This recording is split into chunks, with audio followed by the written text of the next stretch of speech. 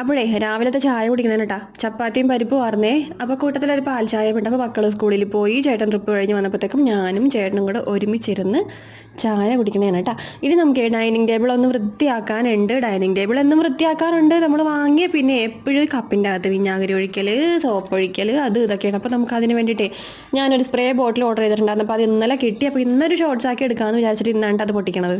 അപ്പോഴേ ഒരു പാത്രത്തിനകത്തോട്ട് ചെറു ചൂടുവെള്ളം ഒഴിക്കണം കേട്ടോ. അപ്പോൾ നമ്മുടെ കുപ്പി കണ്ടല്ലോ, ആ കുപ്പിയിൽ കൊള്ളാവുന്ന അത്രയും എടുത്താൽ മതി കേട്ടോ. ഇനി അതിനകത്തോട്ട് 2 മൂടി വിനാഗിരി, 1 മൂടി കംഫർട്ട്, 1 മൂടി നമ്മുടെ പാത്രം കഴുകുന്ന ലിക്വിഡില്ലേ അതും കൂടെ ചേർത്ത് നല്ലതുപോലെ ഒന്ന് കലക്കിയെടുക്കാം കേട്ടോ. അപ്പോൾ വിനാഗിരി ഒഴിക്കുന്നത് എന്തിനാണ്? തിളക്കത്തിന് വേണ്ടി. സോപ്പ് ഇടുന്നത് എന്തിനാണ്? ഒരു പത കിട്ടാൻ വേണ്ടിയിട്ട്. പിന്നെ നമ്മുടെ കംഫർട്ട് മണത്തിന് വേണ്ടിയിട്ട്. പിന്നെ ഇതിൽ ചെറുനാരങ്ങ നീരോ അല്ലെങ്കിൽ നമ്മുടെ പുല്ലുതൈലോ ഒക്കെ ചേർക്കാം കേട്ടോ.